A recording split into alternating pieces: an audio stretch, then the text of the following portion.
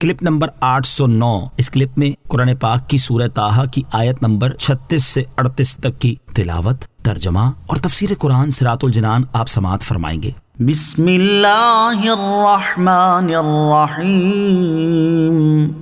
ترجمہ: اللہ کے نام سے شروع جو نہایت مہربان رحمت والا ہے۔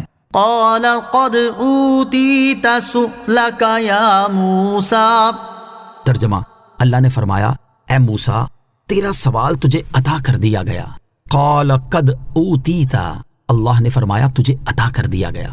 حضرت موسیٰ علیہ السلام کی اس درخواست پر اللہ تعالیٰ نے ارشاد فرمایا، اے موسیٰ علیہ السلام تجھے وہ تمام چیزیں عطا کر دی گئیں جن کا تو نے ہم سے سوال کیا ہے۔ علماء اور نیک بندوں کی صحبت اختیار کرنے کی ترغیب۔ یاد رہے کہ اللہ تعالیٰ اپنے کسی بندے کو جاہلوں کی صحبت سے محفوظ فرما دے اور علماء و صلحاء کی صحبت اختیار کرنے کی توفیق عطا کر دے تو یہ اس کا بہت بڑا احسان اور انعام ہے، کیونکہ یہ حضرات بندے سے گناہوں کے بوجھ اتارنے میں معاون و مددگار اور نیک اعمال کی راہ پر آسانی سے چلنے میں ہادی اور رہنما ہوتے ہیں۔ لہٰذا ہر مسلمان کو چاہیے کہ وہ علماء اور نیک لوگوں کی صحبت اختیار کرے، اور جو نیک لوگ اور پرہیزگار ہیں وہ بھی علماء اور نیک لوگوں کو ہی اپنا ہم نشین بنائیں، کیونکہ تلوار جتنی بھی عمدہ اور اعلیٰ ترین ہو اسے تیز کرنے کی ضرورت بہرحال پڑتی ہے۔ نیز ان آیات میں ارباب اختیار اور سلطنت و حکومت پر قائم افراد کے لیے بھی بڑی نصیحت ہے، کیونکہ وہ اپنی وزارت اور مشاورت کے لیے ان افراد کا انتخاب کریں جو نیک اور پارسا ہیں۔ سنن نسائی کی روایت میں ہے کہ تاجدار رسالت صلی اللہ تعالیٰ علیہ وسلم نے ارشاد فرمایا، تم میں سے جو شخص حاکم ہو پھر اللہ تعالیٰ اس کی بھلائی چاہے تو اللہ تعالیٰ اس کے لیے نیک وزیر بنا دے گا۔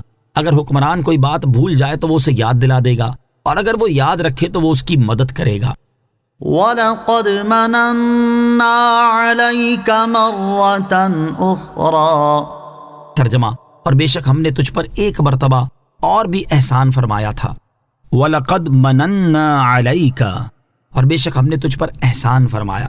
اس آیت میں گویا کہ اللہ تعالیٰ نے ارشاد فرمایا، اے موسیٰ علیہ السلام ہم نے آپ کے سوال کرنے سے پہلے بھی آپ کی مصلحت کی نگہبانی فرمائی ہے، تو یہ کس طرح ہو سکتا ہے کہ آپ کے سوال کرنے کے بعد ہم آپ کی مراد آپ کو عطا نہ کریں؟ اور جب ہم نے آپ کو پچھلے زمانے میں آپ کی ضرورت کی ہر چیز آپ کو عطا فرمائی اور پہلی حالت سے بلند درجہ عطا کیا، تو یہ اس بات کی دلیل ہے کہ ہم نے آپ کو اس بلند اہم اور عظیم مرتبے پر فائز کیا ہے کہ جس پر فائز شخص کو اس کی طلب کی گئی چیز سے منع نہیں کیا جاتا۔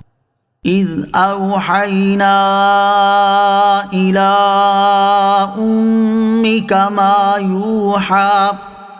ترجمہ: جب ہم نے تمہاری ماں کے دل میں وہ بات ڈال دی جو اس کے دل میں ڈالی جانی تھی۔ اِذْ أَوْحَيْنَا إِلَىٰ أُمِّكَ، جب ہم نے تمہاری ماں کے دل میں وہ بات ڈال دی۔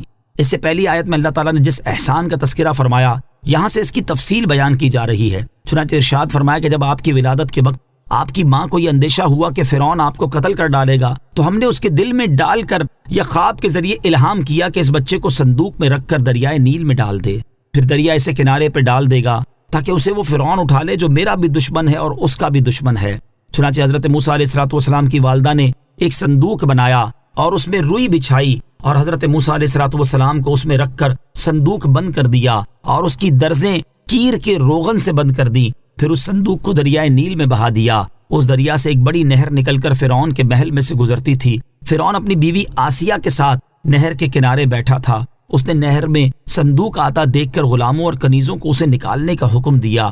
وہ صندوق نکال کر سامنے لایا گیا اور جب اسے کھولا گیا تو اس میں ایک نورانی شکل کا فرزند جس کی پیشانی سے وجاہت و اقبال کے آثار نمودار تھے نظر آیا۔ اسے دیکھتے ہی فرعون کے دل میں بے پناہ محبت پیدا ہوئی۔ نوٹ: یہاں ایک بات یاد رہے کہ وحی صرف انبیاء کرام علیہ السلام کی طرف ہوتی ہے، اور قرآن مجید میں جہاں بھی وحی کا لفظ غیر نبی کے لیے آیا ہے وہاں اس سے الہام کرنا مراد ہوتا ہے۔